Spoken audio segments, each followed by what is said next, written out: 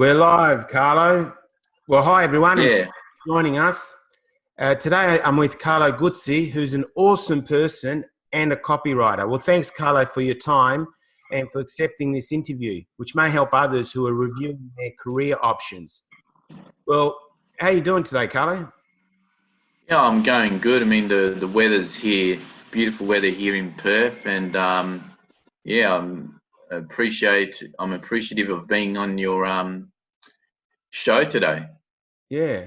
Well, I'm happy to have you on the show. And you're right, I went for a walk this morning. It was fantastic. I couldn't believe my eyes. It's been going like this for, I don't know, whether it's been 2, 3, 4 weeks. It's just been amazing. I can't believe it that for, where are we? We're in May, losing track of time now, that the weather's so awesome. So if you're in Perth, obviously it's a great time to be out and about. So that's excellent. Okay, well, we'll get right into it. Carlo, if you wouldn't mind, can you share a little bit about yourself, your background, and how you got started in copywriting? Yeah, I have an extensive background in small business. So I ran a tile importing business for 23 years, and yeah, it was family owned and operated. So yeah, very small venture there, and yeah, it was very yeah, it was part of my life, a big part of my life. So I was quite passionate about that for a very long time, but then towards the end, sort of that dimmed a bit.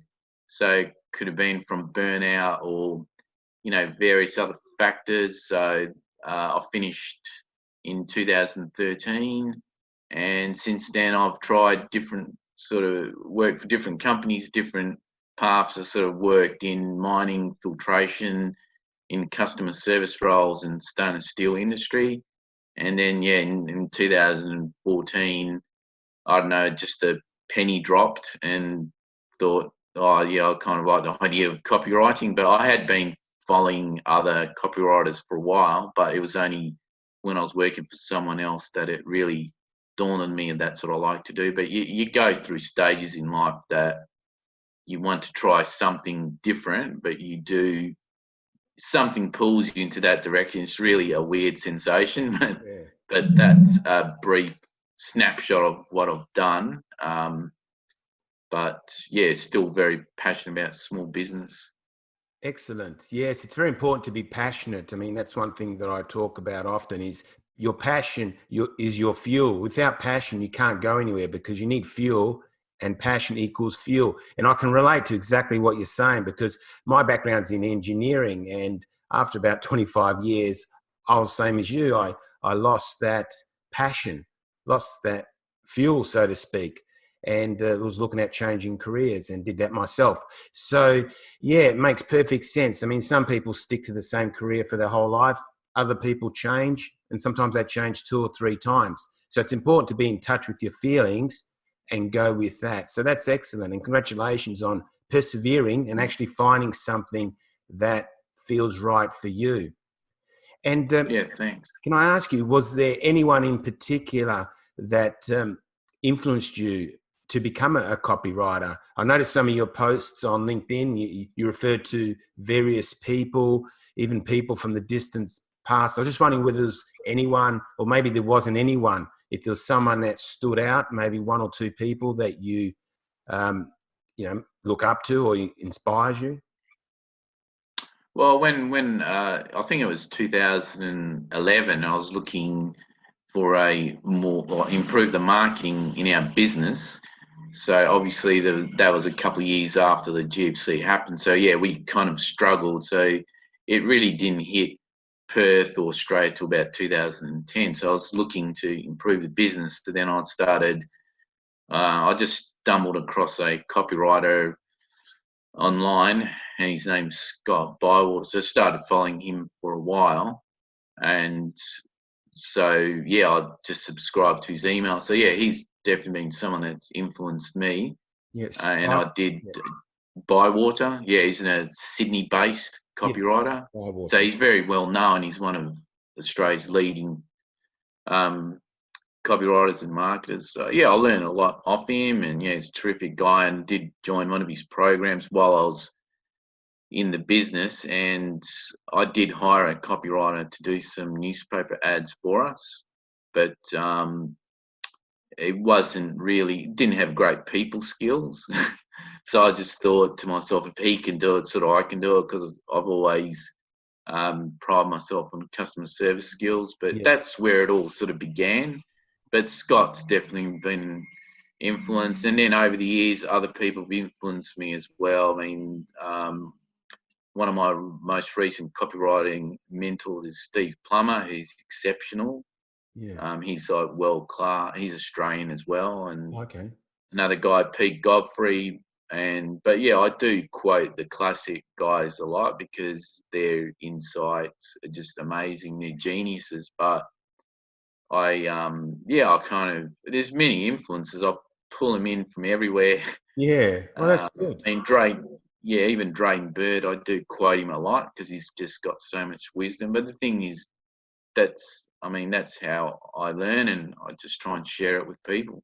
Yeah, exactly. That's a good point you mentioned there, Carlo, about learning off different people, because then you become more rounded. You become actually better at your craft by doing that. And it's good to know that there are people out there that are a few steps of where we are or where we want to be, and we can actually more or less model what they're doing and learn from them. And then we too will move forward. So that's excellent. That's one thing I was thinking about today when I was going for my walk is we're so blessed to be in an era where we've got the internet.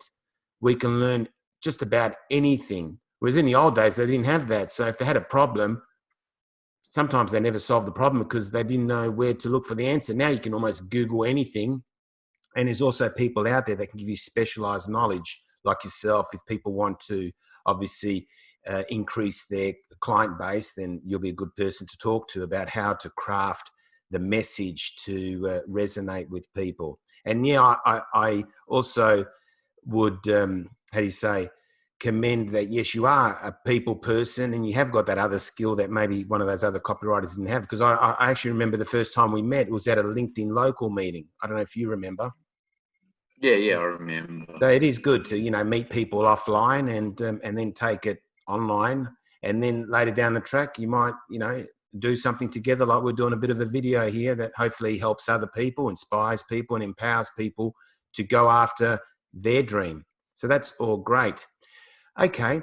So in terms of actually making that shift from, ceramic business into copywriting, was there anything in particular that triggered that, apart from you said you lost a bit of passion, or was it also, um, I don't know whether it was just the market, the ceramic market, just wondering whether there was anything else that triggered that shift from ceramic, or maybe the family decided, look, it's time to finish up here. I don't know. Yeah, well, we felt very marginalised in that period, like 2010 and 12 onwards, because we were in a very good financial position before. I can't remember the months that it happened when the GFC struck in 2008. But yeah, I do remember 1 minute the Australian dollar was 70 cents. Then suddenly I was panicking because I had to pay Yep. some Wow. invoice in US dollars, and I remember it went down to 49 cents, 40. It's Wow. surreal, That's a big shift. It's just, yeah. So my memory is that, yeah, it was a tough situation those next few years, and then I had to put money into the business, our own money, my wife and I's money, and just to keep it going. So yeah, it was a struggle. So I think it just struggled on, and then probably, it was just a case of that.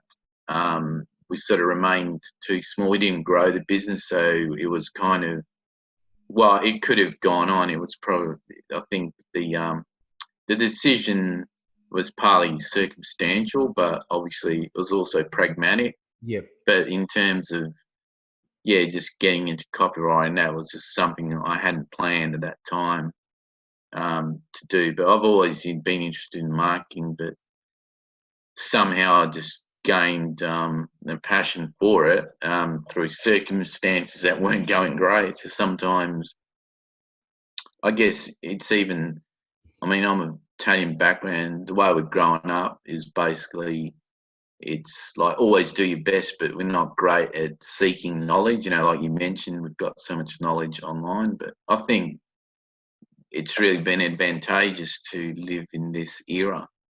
Yeah. because then we're able to see things. Yeah, it's just I'm always looking for new perspective. I've always been curious, so Yeah, well, it that's comes to me great. naturally. That's a key attribute to becoming successful, is having that curiosity, having that open mind, having that courage, I guess, because it does take courage.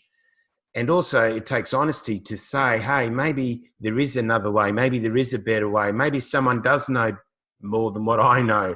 Um, So yeah, it's quite important. This is where sometimes I talk about the ego. The ego holds us back, and the sooner we humble ourselves, or sometimes the universe humbles us, like whether the GFC or the virus or whatever humbles us to maybe reassess things and say, hey, I need to make a few changes here. So that's great. So in terms of discovering your passion, you said there wasn't anything in particular. It was just something that just happened. It was like, yeah, it was just meant to be from the sounds of it. You always had Yeah, well, it's entrepreneurial inside you from the sounds of it. You always had that uh, business mindset or small business or entrepreneur. You kind of relate to those uh, people and industries.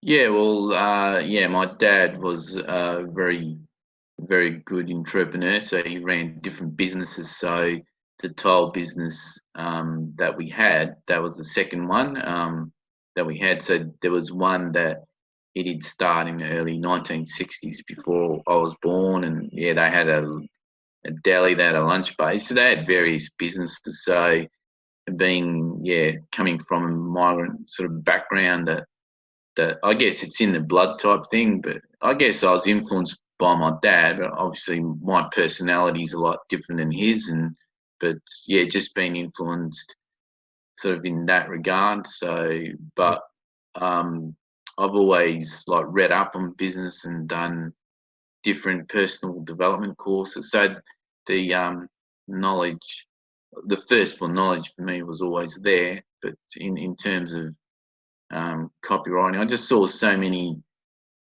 brainy people, so many genius people, and uh, how it's just amazing, like how they wrote ads and Yeah. how they got amazing results for clients. Because in those days, it took a lot longer to see the results because it was mainly through newspaper. So Yeah.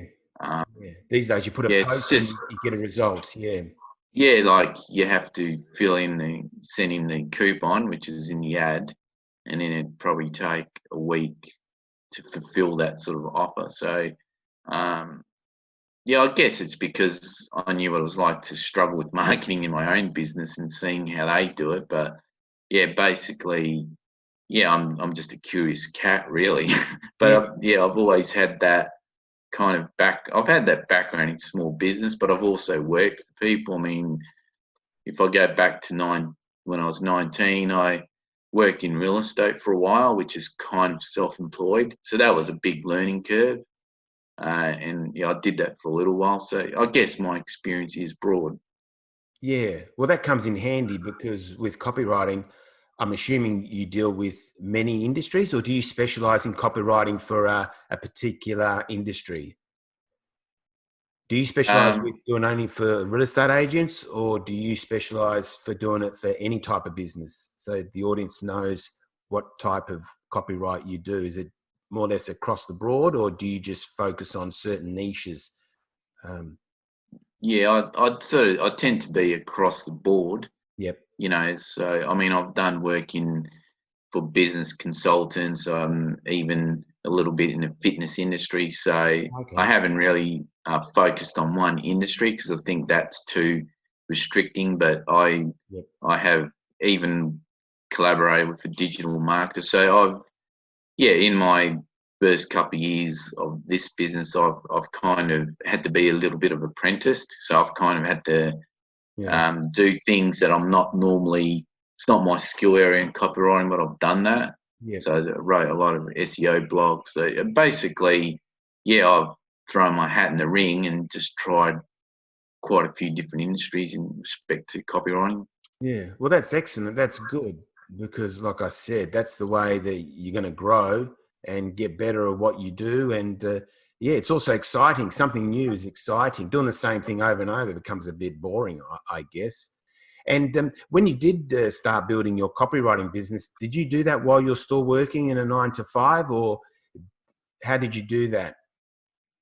Yeah, no, there's been times where I've held down a 9 to 5 job. So when I worked for a steel company some years ago, I was sort of doing the copywriting on the side. And yeah, even when I was working for a tile importer back 2016 and 17, yeah, there's been times where I wasn't getting really enough clients to sustain it. So I was holding out a 9 to 5 job. In the last 2 years, it's been more like full on, and especially the last year, I've been very active on LinkedIn. So I guess my message to the audience, don't always fall for the dream, but straight away. But yeah, you've Yeah, got to align your passion with realistic, money that needs to come in from holding down a job. yeah, exactly. So from what you're saying is, it sounds like everyone can do this. Everyone can start a little side project or passion project, even if they're working 9 to 5. In fact, working 9 to 5 is a good thing. It's not a bad thing because you've got that security, and that gives you, I guess, confidence to, maybe spend a couple of hours every day or a few hours on the weekend to build something that's more for your long-term vision of what you want to do ultimately. So it is, I think, a good strategy. Some people do the opposite. They, burn the boats and take the island, so to speak. Mm. But then others do it, yeah, like a side hustle, which I think is good. So can I ask you, like, in terms of building this business, like, what would you say was one or two of your challenges, and how did you overcome them? Yeah, I think the lead generation always has been the biggest challenge. And yeah, I speak to a lot of people on LinkedIn, and they have that same challenge. So that was that was and still is, yeah, the biggest challenge. So yeah, just how I go about it is just well, yeah, that's been my focus the last year. So I haven't done as many copywriting courses in the last year, but when I see a good deal from a mentor, I sort of like grab it. So the thing is, it's one thing to build your knowledge bank of your skill, but it's also to get better at lead generation. So Yeah. especially because of the current crisis, it's very challenging. So, Yeah. but yeah, Yeah, that makes perfect sense. I mean, I've experienced that firsthand. Once the crisis hit, I had a few clients that said, look, can we just put on hold for a few months, because they felt a bit uncertain. And some of them actually didn't even have a job, yet they were going to commit quite a few dollars to do some coaching with me. So I said, no, that's understandable. It's no problem. I mean, these things happen.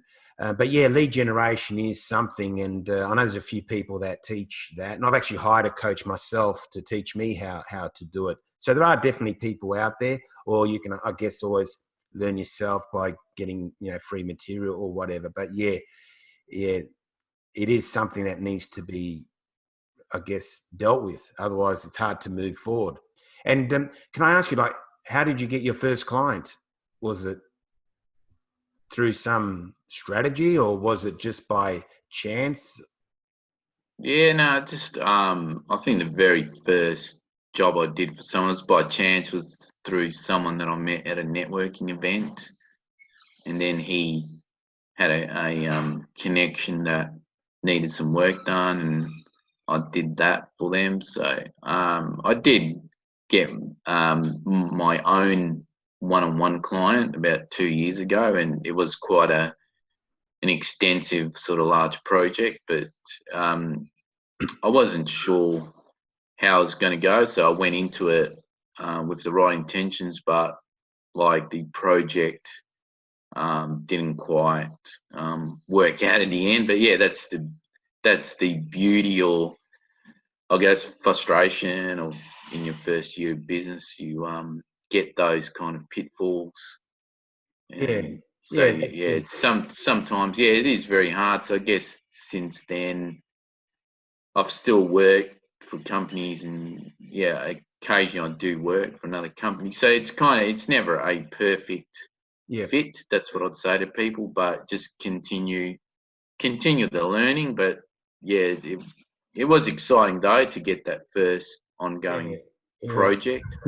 Yeah, it was like I felt I was getting somewhere, but the thing is, you can never let go of that excitement or vision, though, even though things don't always go to plan. Yeah, it's very interesting. Yeah, that's the entrepreneurial journey. It's kind of up and down, and you have your highs and you have your lows. And yeah, it's almost like, it's got to be it's important to condition the mind to be able to get through those low times. Um, but yeah, I guess the key here is you've got to be flexible, you've got to be adaptable, you've got to be positive. Um, I mean, I know it's easier said than done, but it all definitely helps. So, what advice would you give to someone that's thinking of changing careers or starting a business? Yeah, well, it's definitely interesting times. So, in terms of starting a business, yeah, I'd still recommend someone to do it. Obviously, yeah, I mean, passion is important, but I wouldn't put it as number one. But yeah, pick something you're interested in and sort of run with that. But in terms of career change, I think your mind and body will sort of tell you when you need a change. So you always listen to the signals, whether it's, you're stressed or tired or you're not happy every day. Because the worst thing is just turning up to a job every day and you're kind of sick and tired of, putting up with the people there. So it's basically, it's important to listen to those signals because yeah, like you mentioned, I mean, I know of someone that's been in the same job for more than 35 years, yeah, it's a long time, really. Yeah, But I don't really think that length is the key to happiness. I mean, the key to finding the right job. There's always being adaptable, but I think if you change yourself or your thinking as a person, I think you can be happy in any role. yeah, But to answer the business question, yeah, just do your due diligence, get as many free resources, even invest, $100 in a course, and just adapt and tweak and maybe try different courses. Like I've done different courses, not just copywriting. So just try different ones that are kind of related. yeah, yeah. That makes good sense. Yeah, thanks for those tips. So yeah, like you said, more or less, explore things, dip your finger in. You don't have to spend, thousands of dollars. You can spend $100 here, $100 there. Talk to people, network with people, and yeah, I think you're right. It's important to know how you feel, because at the end of the day, what we all want is only one thing. This is what I say is, whether it's to get a job you want, or a car or a house or food, all we want is to feel good. So it really comes down to tapping into what you feel and go with that. If you're not feeling good, then that's a sign to make a change. And like you said, like by being curious, because you're a curious person, learning and growing, you're going to feel happy because you're progressing, and happiness equals a progress. There are a few things that I've learned also along the way, like you've learned, is that you got to keep learning, keep growing, keep meeting new people, because there's plenty to learn, and others do know things we don't know, and we know things that they don't know. So that's why I love LinkedIn, and I love, the other platforms where you can actually meet and grow together with other people. So how can people learn more about you, Carlo? Learn more about your work or get in contact with you? Yeah, well, I mean, admittedly, I'm pretty addicted to LinkedIn, so I'm Yep. just about on it every 5 minutes of the day. So that's the best place that people can meet me or see what I do there. So yeah, I do 2 or 3 posts a day, and I'm pretty consistent now. So yeah, to me that's the best way. I mean, I do have a website which Yep. is epiccopywriting.com.au. So that's also another resource. But yeah, I do give a lot of free tips, and I do videos now from time to time on LinkedIn. So yeah, I love the platform and love connecting with people. And like you said, learn more with more people we interact with. And now everybody's got a lot more time, so they're kind of available to chat on the platform. Yep. Yep. Cool. Well, what I'll do is when I put this post out of our interview, I'll put the link to your LinkedIn and to your website, so people can Yeah. reach out if they want to talk about, you know, copywriting or anything else that they heard here today that may be of interest to them. So do you have any final words, Carlo? Yeah, I mean, this is, yeah, just my own opinion is, I mean, I'm not driven by money, but some people, you know, when they want to start a business, that's their sort of goal. That's when they drive. So I think just to avoid disappointment, you do something you're passionate about, but yeah, don't always make it about money. Just make it about what difference you want to make to the world. And even though we're talking about business or, you know, professional Yeah, like services, it's just, you just want to do something that's self-satisfying, and you can do quite well just having that mindset. So sometimes it just doesn't come straight away, but yeah, I'd just say to people, yeah, don't give up on your dreams, but always seek advice with other people if it's not quite working out. yeah, yeah. That's good. Good advice there, Carlo. Yeah, you're right. And with the money thing, it's a very sensitive subject, and sometimes people can come across a bit desperate, like, you know, give me money, give me money. But really, end of the day, what's the money for? It's to do something with, so you feel good. It always comes back down to feeling good. And you're right. You know, it may come to a point where it's worth getting advice from someone that's already 2 or 3 steps ahead of you, because that could save you, you know, years of researching free stuff on the internet. So yeah, it's about being self-aware, I think, and focusing on the bigger picture, which is you want to do something that's making a difference. And when you make a difference, you feel fulfilled. And that's what I'm all about. I'm helping people figure out a way to make a difference so they feel good about themselves. And obviously, they're making other people feel good. Well, thanks very much, Carlo, for sharing your story. It's very inspiring. You're a great role model. You've demonstrated what's possible through hard work and through taking action. I mean, I see all your posts and videos that come through when I'm on LinkedIn. So really the key lesson here is that life rewards action, life rewards activity. So the message out to people is to get active, you know, put yourself out there, have a go. And yeah, if you've got the drive, you've got the hunger and the passion, you can make a difference in other people's lives. You can become successful and you can have what you want. And like I say, step one is you need to know what you're passionate about. Step two is you need to develop that passion. And step three, you need to give that passion to the world. Put yourself out there, give yourself to the world. And if you need help with that, I'm here to help you. And if you need help with copywriting, then please reach out to Carlo. He can help you attract more clients through storytelling, which is a softer, different approach. And that's a approach that actually works, because people, as you know, don't want to be sold to. They want to buy out of free will. And by doing that softer approach, that tends to work more these days than the hard sell of the old days. I think you agree with that, Carlo?